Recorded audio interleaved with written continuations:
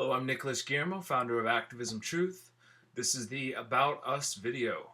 As the founder, this project was created around my concepts, my ideas that I have come up with over the years as an activist.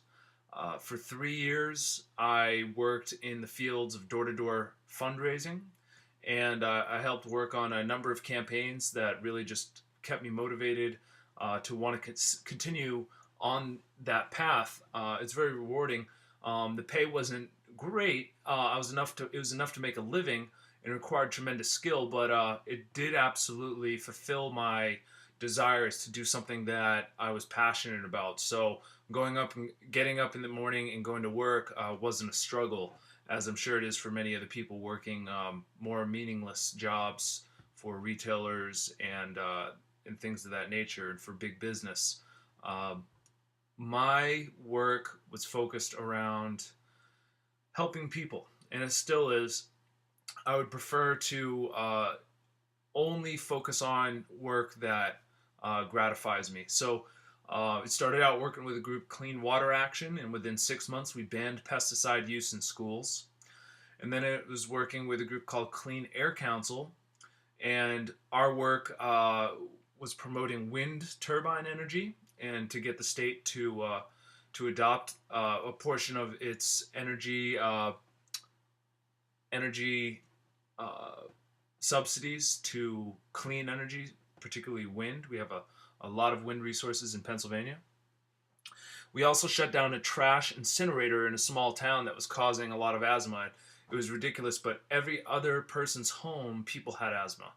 And I remember one elderly woman was telling us that she couldn't even hang clothes out on the line anymore because there was this chemical particle ash that would collect on her clothing, and it's just absolutely disgusting. So it was it was a very rewarding campaign to help shut down that incinerator.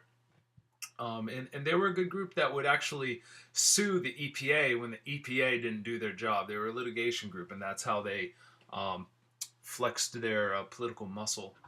And so that was very interesting work. And I also worked for a group working to protect old growth forest in Washington State, and in Florida. I worked on Florida Consumer Action Network causes having to stop the FEMA fraud of taxing taxpayers to fund FEMA. That was literally an insurance policy for the insurance companies. So when the insurance companies decided not to pay out on their benefits, FEMA money would kick in. And that's just not fair because it's making these insurance companies super wealthy, and it was all taken out on the little folks, little people, just trying to pay their mortgage and their living expenses. So that was very interesting work. And I mean, when we knock on homeowners' doors and talk to them about the scam the insurance companies were involved in and FEMA, um, it was very popular actually. And I worked with them for a year. I was a trainer with them and Clean Air Council and Clean Water Action. And I would train people in the art of door-to-door fundraising. So I did this for years, and part of me really loved that connection, going door to door, meeting people in their communities, talking about issues that affect them right there. And for 8 years, I worked in the field of ballot access. So I worked in Florida State. I worked in Philadelphia one time. I worked in California mainly, Arizona. I also got a chance to work in Colorado one season.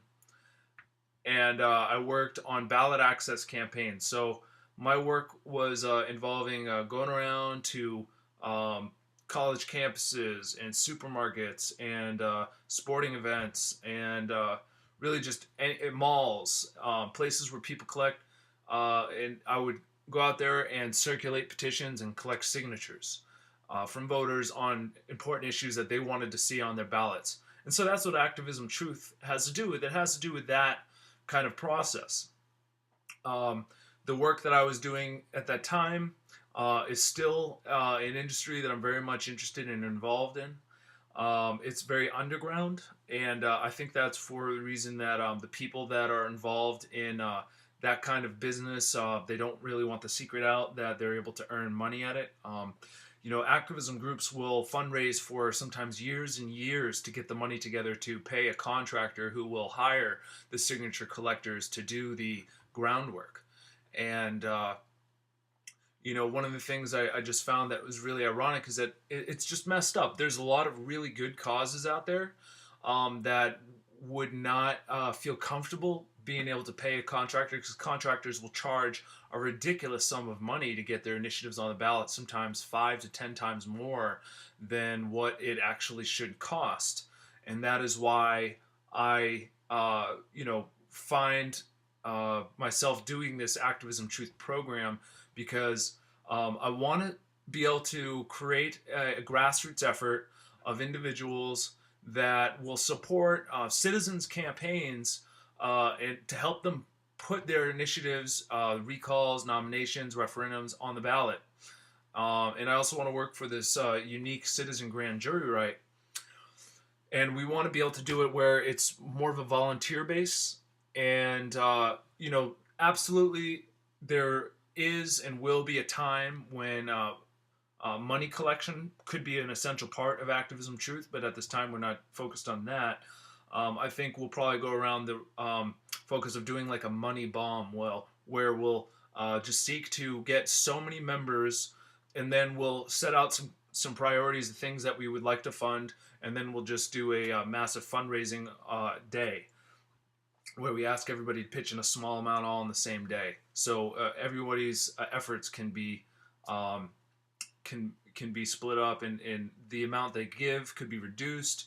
Essentially, the most people can give as much as they want and can, but the point is, yes, we want to not make fundraising the priority, because I'm doing this voluntarily.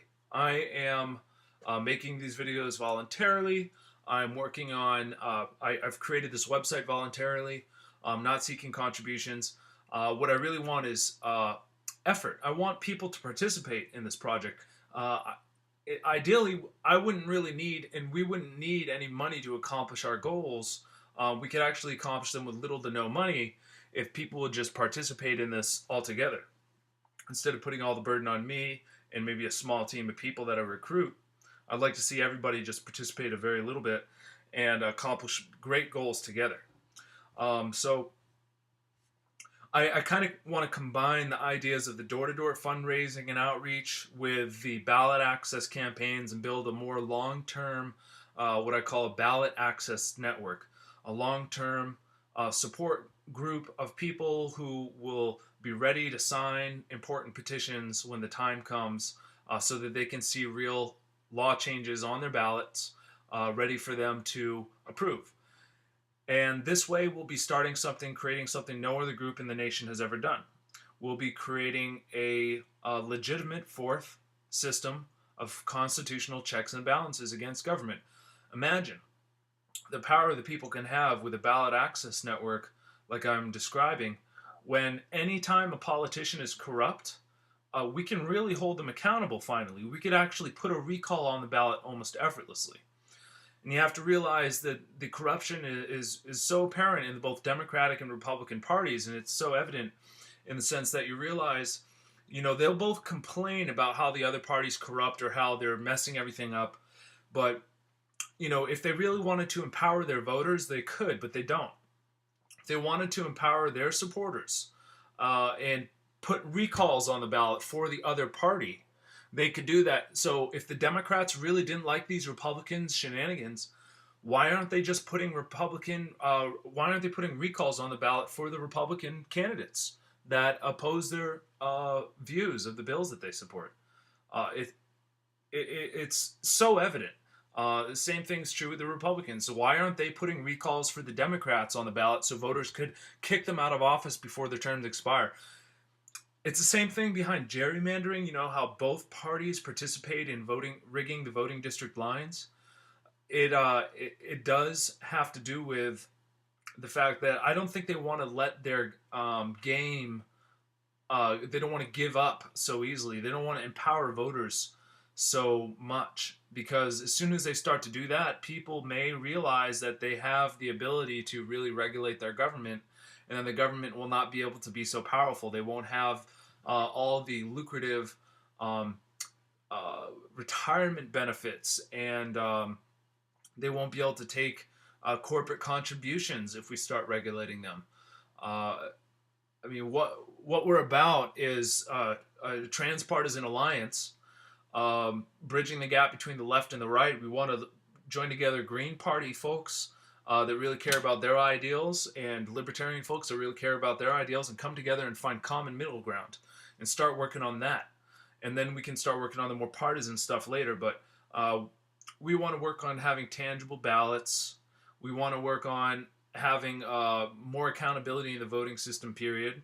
We want to stop corporatism. We want to get corporate money out of the elections. We want to have free alternative media. We want to stop this control over the airwaves and the television that is restricting alternative voices and views from being heard. We want to have instant runoff voting so that third-party candidates have a shot without being considered spoiler votes. We want to legalize industrial hemp. It's probably the most important thing for the environment today. Everything from green plastics to biodegradable hemp fuel and ropes and building materials that are far more superior can be created. We want to stop the chemical poisoning in our food supply with the GMO foods and pesticide use. We want to stop pesticide use if it's any toxic pesticides. We need to bring back a small, localized agrarian society where we can have small, independent organic farms thriving. We want to have a state bank. We want to have a banking system that is non-profit, that is not a debt-based banking system. We want to have citizen grand juries rights in every state that has the initiative right. So that should be a prime, important cause for people to rally behind, so that we can sue and prosecute corrupt judges, lawyers, bureaucrats, and corporations, and really start to give the power back to the people. We want to dream and get everybody's ideas out there and start voting for them with an open source program. I could even use Google Docs, and there's a lot of other programs. We could do several, so that people can see among our members what our top priority issues are, and then within our group find a democratic consensus, find 100% consensus on some issues, and then move forward with those.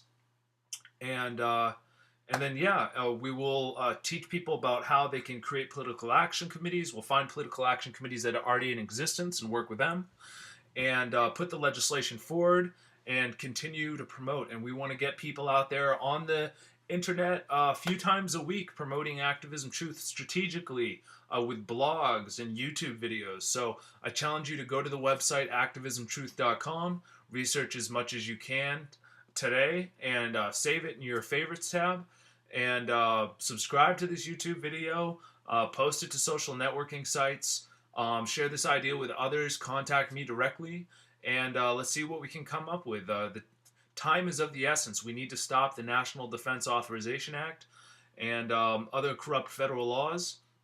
And we can do this. We don't have to wait for the politicians who vote for these things to be in charge of nullifying them. I mean, that seems to me to be kind of naive. We ought to empower ourselves to do it now, finally ourselves, because, if you want a job done right, it's best to do it yourself. So let's believe in people, power, and through intelligence and knowledge, how we can utilize direct democracy to save the republic. Thanks you for your time.